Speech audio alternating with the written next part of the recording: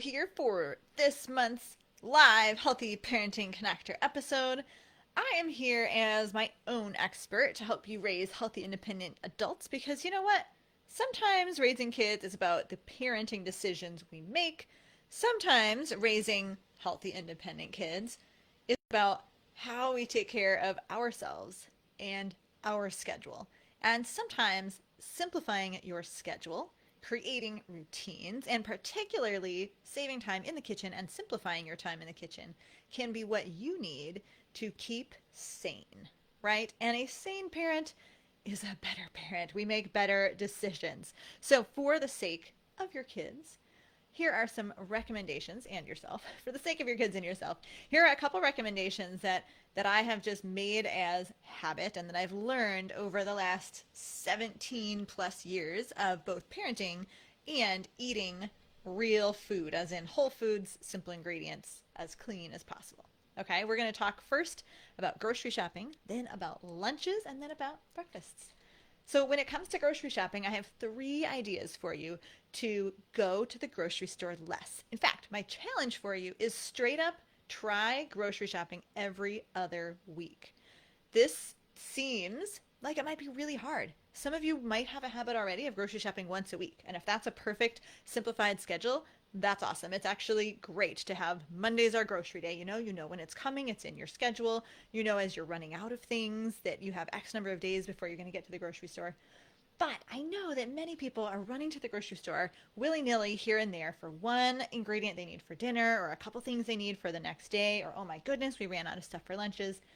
That sucks your time and your energy because you're constantly thinking, do I have enough food? Should I be grocery shopping? When can I grocery shop?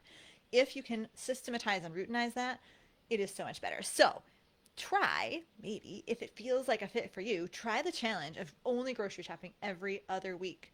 Now, if you're eating real food, produce, fruits and vegetables, things that decay and get gooey in the fridge, how do you do that and still have fresh food at the end of 2 weeks? Okay, three hot tips for that.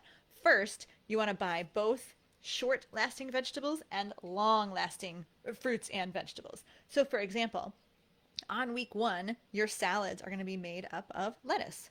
By the time week one is over, the lettuce might be getting a little iffy, although, heads of romaine can last longer if you don't cut them. On the second week, though, buy a cabbage. You can keep a cabbage in the refrigerator, friends, for like 4 weeks, 6 weeks. Quite honestly, the way in like the olden days, when my dad was a kid, they would grow cabbages in the garden. They would wrap them in newspaper and put them in the root cellar. And a root cellar is about 50 degrees. That's a good, 15 degrees hotter than a refrigerator. And what happens is it's okay. Like cabbages are so hardy. They would take the newspaper off. The outer leaves would be a little floppy, a little funky colored. You just peel off those leaves and throw them away. The rest of the cabbage is solid and ready to go. So not only on week two, but on week 3 or 4 or 5 or 6 or 8, you can still have a raw cabbage salad. Cabbage has different nutrients than lettuce, but it is still a powerhouse. Actually, cabbage has really great nutrients, and so it's not like a second class citizen when it comes to lettuce for salads. We always talk about your greens, but variety is good when it comes to our vegetables. We want to feed our gut bacteria lots of different kinds of veggies. So lettuce for week one, cabbage for salad on week two. Similarly, there are other veggies that just don't last very long, and fruits. So like berries, cucumbers, I can't even think. Other things, spinach, greens, all of these sort of tender, sensitive fruits and vegetables. That's your week one purchases. For week two, you're going to purchase the hardier fruits and vegetables. So your citrus, your apples, sometimes grapes. Grapes may be a week one. Citrus and apples are really good for week two, as well as my third tip on this section.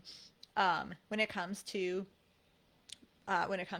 vegetables, we're thinking about, things that are hardier, like peppers and cauliflower can last 2 weeks, but especially those below the ground vegetables. So your sweet potatoes can last, a month to 2 months. Your carrots can last a really long time, at least a month in the fridge. Not the baby carrots, because those are already cut. They're compromised. But buy whole carrots. It's cheaper anyway. Teach your kids to cut them up. They'll save you, 50 cents to $1 a week. It all adds up. And but they last so much longer. Other things that grow below the ground might be like turnips or rutabaga. Celery lasts more than a week. So you can easily have 2 weeks of shopping, and that second week you still have fresh produce. So you just buy the wimpy produce for week 1 and the hearty produce for week 2. Tip number 2 is to buy frozen. Buy good frozen vegetables. Frozen vegetables still have tons of nutrients. In fact, sometimes frozen veggies have more nutrients than your fresh purchased vegetables because the moment a piece of produce is picked, fruit or vegetable, it begins to lose nutrients. It begins to die. And so the longer it takes to get shipped to your home, that it sits in the store, unfrozen, that it sits in your refrigerator or on your counter, and then you finally eat it, each day you're losing nutrients. When frozen fruits and vegetables are picked, they're usually flash frozen, like in a facility or truck adjacent to the field. It's like hours away from being picked. So all those nutrients are preserved. And yes, freezing loses some nutrients over time, but much longer time. So your frozen broccoli is probably actually going to have more nutrients than your fresh broccoli, believe it or not. So buy good frozen veggies. Then you always have some backup. If you think, oh, I don't have X for dinner tonight, don't go to the store, go to your freezer. And similarly, when things might be going bad, or when you have over purchased a week 1 wimpy vegetable, what can you do? Well, tip number 3 is to put things in the freezer, right? Freeze your bananas, freeze your pineapple. If you cut a whole pineapple and the family isn't eating it all, freeze that broccoli or the spinach that's maybe about to go. Vegetables you usually need to blanch, which means steam them for 1 to 2 minutes so they kind of like perk up and get that green color, and then they freeze better. Fruits, you don't have to do that. It's easy. We have a bag constantly of frozen bananas. My tip is to peel them, break them into halves or better yet thirds, and just freeze them like nice and spread out in like a gallon-sized Ziploc. Once they're frozen, then you can shake that down and make it take up whatever space that it would take up. Pull those out for frozen banana fake ice cream. Pull those out for smoothies. You can put any fruit that you've frozen into a smoothie and make smoothie pops or smoothie bowls or smoothie whatevers. It's a really good way to make sure that you are using everything you purchase, right? So those were the 3 sub tips in tip number 1, right? So tip number 1 is to really be conscious of our grocery shopping. If we can plan and routinize our grocery shopping and do it less, we spend more time in our home.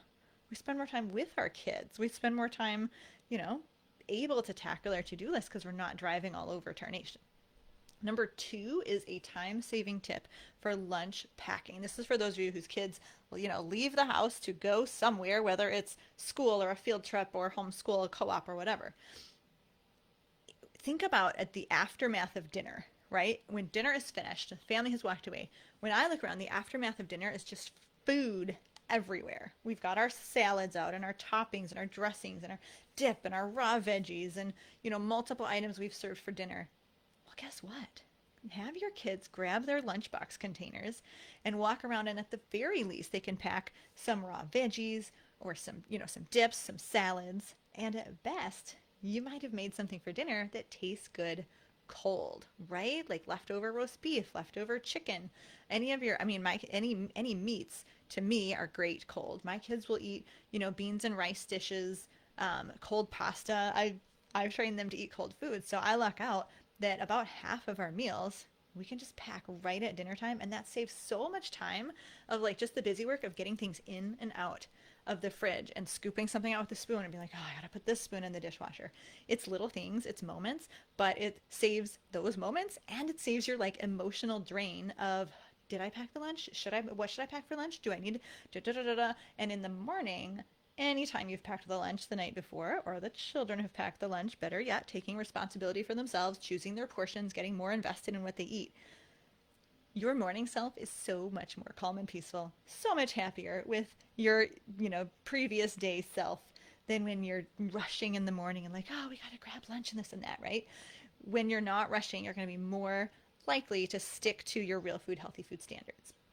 So first, routinize your grocery shopping. Second, cut corners, save time on that lunch packing prep. Do it right after dinner when everyone's in the kitchen anyway. And third, let's talk about breakfasts. Breakfast can be harried because everyone might be going different directions. And just again, the mental energy it takes to make sure that you know and the kids know what is for breakfast provided you're not a cereal family every day, can be kind of extreme, can be kind of weighty. We are not a cereal family. We at the Kimball house choose to have cereal day once a week. Most of the time it's Fridays. Sometimes it's Sundays, like in the summer, but in the school year, like let's put it on a busy morning, right? So cereal days are Fridays. And that means we have 4 other weekdays to plan. And what I've found is that just reusing the same schedule works for us. So I was looking at something I had written quite a few years ago, like maybe 5 or 8 years ago.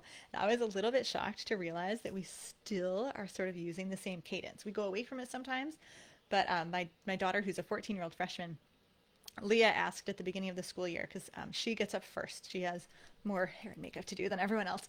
And so she gets up first and she's like, Mom, sometimes I forget to ask you the night before, like what's for breakfast. And I just don't like not knowing. And I feel like I waste time in the morning, like wandering about or waiting for you to get up or whatever. So she really wanted to know what was for breakfast. She said, can I just do it? Talk about agency and independence, right? Hot tip, here's how you give independence to your kids. Fail at your job as a parent. No, I mean, I wasn't failing. Usually I knew what was for breakfast, but it was in my head and Leah couldn't read my mind. So she said, can I have, a whiteboard or something, and I'll plan the breakfast every week. So, and she's done it since the beginning of the school year. This is being recorded in January. And since September, she has very consistently on Sunday sat down and written out breakfast. Now, what she did, which is interesting, is she fell into a pattern where Mondays are something from the freezer that she has made. Actually, she did most of the work. She has a bunch of pancakes, a bunch of waffles, sometimes some muffins, and then we use frozen sausages. So it's a kind of a bread product and a sausage from the freezer on Mondays. Tuesday and Wednesday are both oatmeal. We make a double batch of oatmeal in the Instant Pot. So today is Tuesday. Last night, my husband measured out a double batch of oats and water, put it in the Instant Pot, set it for 4 minutes on manual. It was hot and ready when the kids woke up. We unplug it, we stick the lid on, we leave it on the counter, and the next day they can either have cold oatmeal or some of them microwave it. Easy, easy, easy. And it's obvious, it's always Tuesday, Wednesday. Thursday is eggs and sausage or egg, sausage, and toast, and then Friday is cereal day. It's just that simple, and we just rinse and repeat every week. This is a complete load off my shoulders. First of all, that she is doing it, but second of all, even if I was doing it, like I would do the same thing every week. Routinizing and systematizing and reusing your plan is so much less mental work. And I do think that we are better parents when we have less mental work because we have more mental energy to give to our parenting decisions, our discipline decisions, the time that we can spend like connecting with and focusing on our kids. When you cook better, you are more well nourished, your kids are more well nourished, everyone's mood and energy is more well balanced. And when you routinize the cooking to save yourself time, to save yourself mental energy, when you simplify your schedule by scheduling your food, you have more to give to your family. And you know what, too? You have more time to spend taking a breath and centering yourself and becoming a better, more healthier version of yourself as well. I'm Katie Kimball for the Healthy Parenting Connector. I hope these tips were helpful as you set your goals in this year of 2023 for healthy food and healthy kids and raising healthy independent adults. You can see how the kids can be involved, how creating a routine and creating a system allows you to integrate the children much more easily, because when you're chasing your tail and you're putting things together quickly in the morning and you're a little bit behind all the time, you have to do it yourself. You can't incorporate the kids. So simplifying your schedule by scheduling your food, grocery shopping, lunch packing, and breakfasts on repeat also allows you to integrate your kids more. And that, my friends, is how we raise healthy, independent adults. I will see you back next week for another episode of the Healthy Parenting Connector, where we connect you, parents who really want to raise healthy, independent adults, with the experts who have the information you need. See you then.